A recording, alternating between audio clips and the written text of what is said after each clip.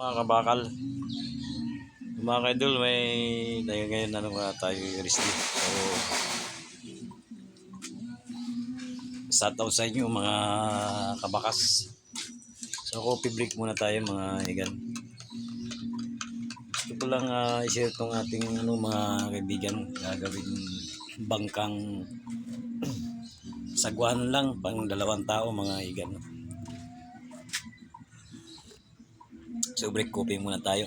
Coffee break muna tayo mga igan. Ito ating ginagawa ay ano lang mga kaidol, isang plywood lang yung Santa Clara. Ayan. So hatiin lang natin to sa 4 yung ating plywood. So ito yung ating gagawing bangka mga idol na sagwana. Ayan Ayan lagyan na natin ng pamalong mga idol. Ayan yung haba. Siguro haba nito mga idol sa mga lang 15 o 16 feet lang mga idol. Tapos yung ating namang kasko ay lang. Ayan, yung ating kasko makapal yan mga idol. Hindi bago, sikanan na rin pero okay pa yung ating kakabitan ng plywood Yung buka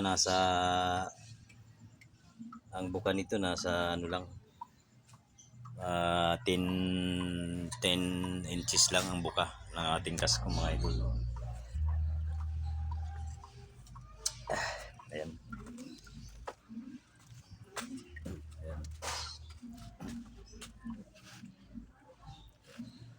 So nilagyan pa lang natin ng pamalong sobo. Sobo naman dito sa Katagalugan Sa Samar naman natin pamalong kung tawagin ng mga idol. Ayan.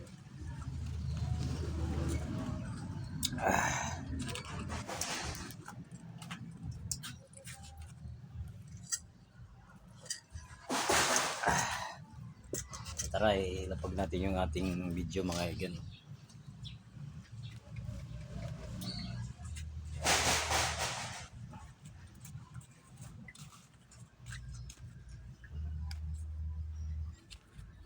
So dito lang natin. Ito sa lapag. So kitang-kita yung ating ginagawa So yung diskarte natin mga idol, bigyan natin to ng tuhog para matibay. Ito. So nilagyan natin to ng tuhog. Pilasakan natin ng kahoy, kagandahan kahoy mga igan. O na matibay, kahoy na matibay na pwede. Ito kawayan nga lang natin kasi solid naman itong ating kawayan mga idol. Matibay pa to sa kahoy itong kawayan na to. So ito, ilagyan natin ng 3. Ayan. Meron na tayong binaon na 2. So lalagyan pa natin ng isa para 3 mga idol. So siyempre lagyan natin ng epoxy to mga kaidol para matibay. So baon na natin mga idol.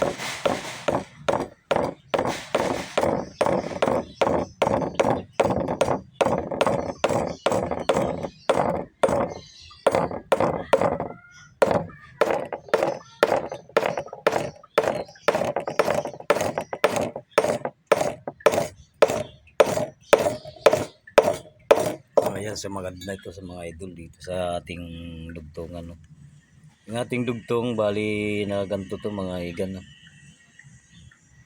So may pako na tayo rito kasi pako natin dos lang. Kahit wala tayong pakong litris mga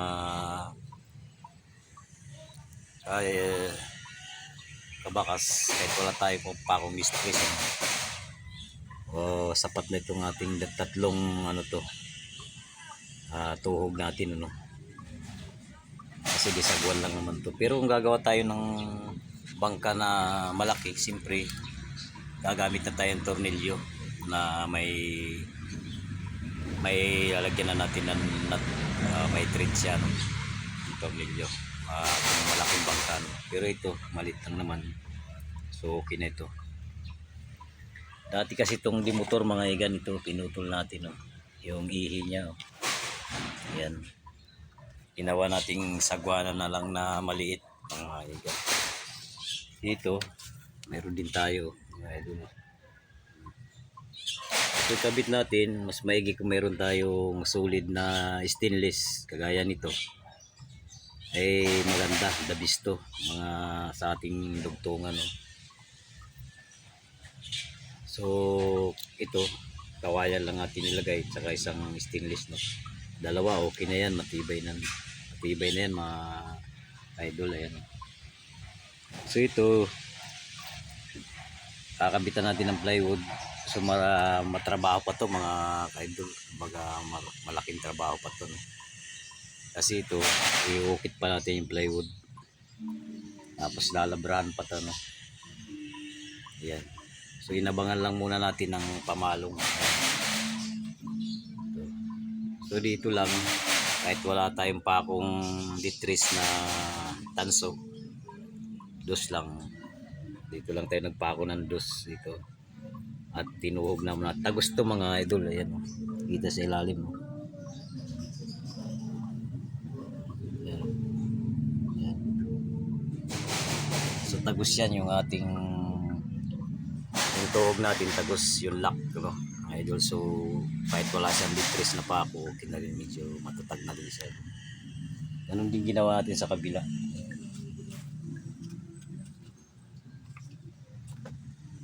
Ayan.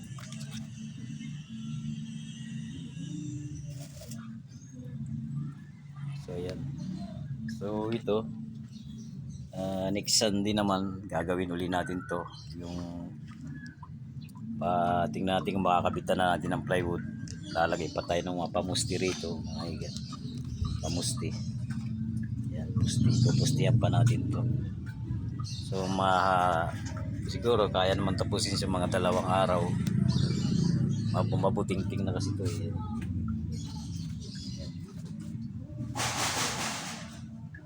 So ayan, i-share lang natin mga kabakas, no? Kasi kung kayo hindi pa kayo marunong gumawa ng bangka, at least may idea na kayo kung paano gumawa ng bangka. So ito talagang dating ano to, baol talaga to, yung korting bangka na to, baol. So matibay pagka gagawa kang bangka, mayroon kang ganito mga idol. Gawa ka ng baol, so kahit lumang baol lang basta pwede pa. Tulad nito, ni-repair lang natin, no? Makapal naman siya, so mapapakinabangan pa rin, no? Kung wala naman kayong baol mga ka-idol, pwede naman ano lang, yung damyo, yung nagawa yung 2x6 o kaya 2x8. Ang lapad ay 8 inches, ang kapal ay mga 4. Pwede na yung, o kaya 2 lang yung kapal, 2x8, pwede na gawin yung bangka. So yun eh, ukitan nyo lang gaya yung ganito. So kahit flat yun, ukitan nyo lang siya, tatsagay nyo lang ukitan, bagya, magkukurtihan nyo ng ganito. Siyempre ang pagkurti nyo, medyo sa dulot-dulo lumiliit siya, sa gitna malapad, papunta sa dulo paliit naman siya, palapad sa gitna, sa dulo paliit. Ganun sa kabila. So ayan mga ka-idol, mamaya standby muna tayo, no?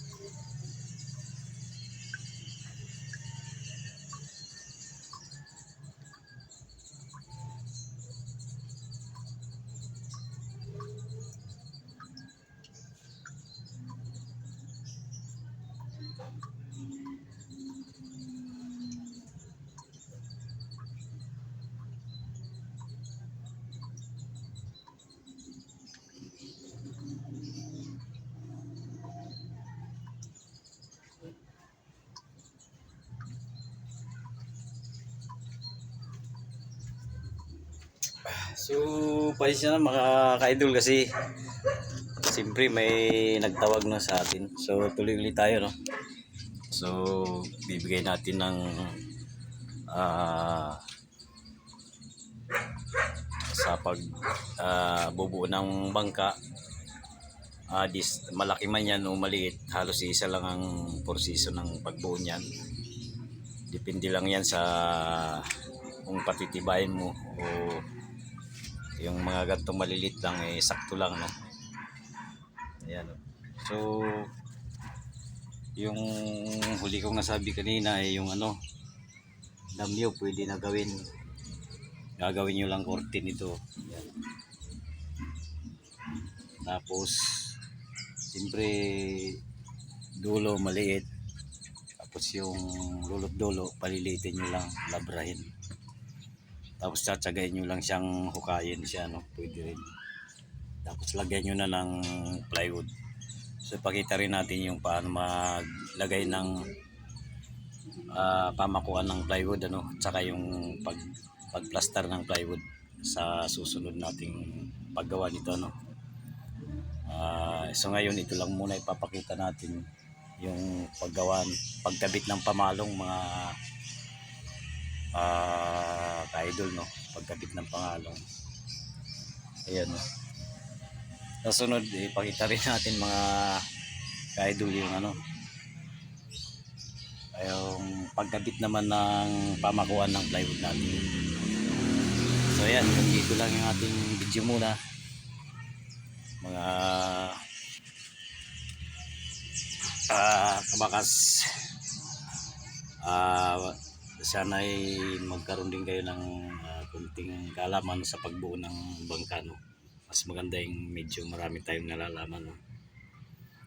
O lalo na kung nasa tabing dagat kayo at gusto nyo bumuo ng bangka, no? So marami din naman nating makikita sa YouTube na gumagawa ng bangka, pero karamihan naman mga may gumagawa naman ng drum na plastic, meron na rin silang gumagawa ng mga drum. So ito naman talagang baol talaga to, yung makapal talaga ito, mga dulo. Yung the best talaga na paggawa ng bangka ito, no? So hanggang dito na lang yung video ni kabakas nyo. Pag-share na lang yung ating video, mga kapalo, no? Pakipalo na rin si kabakas, payakap na rin si kabakas yan, mga idol. Palambing naman. Okay, so yan lang mga ka-idol, nagbahagi tayo ng kunting kalaman sa pagbuo na sa ating disagwan na bangka, no? Kasi si ka-idol malapit sa dagat, kaya siguro yung nakabuo na rin tayo, siguro hindi na lang siguro 10 yung ating simbol na bangka, no? Ito maliit lang to, kumbaga pang 2 tao lang, 1 tao lang to. Yan lang, God bless. Bye bye sa inyo mga kabakas. So ayan, nakapagbahagi tayo. Bye bye.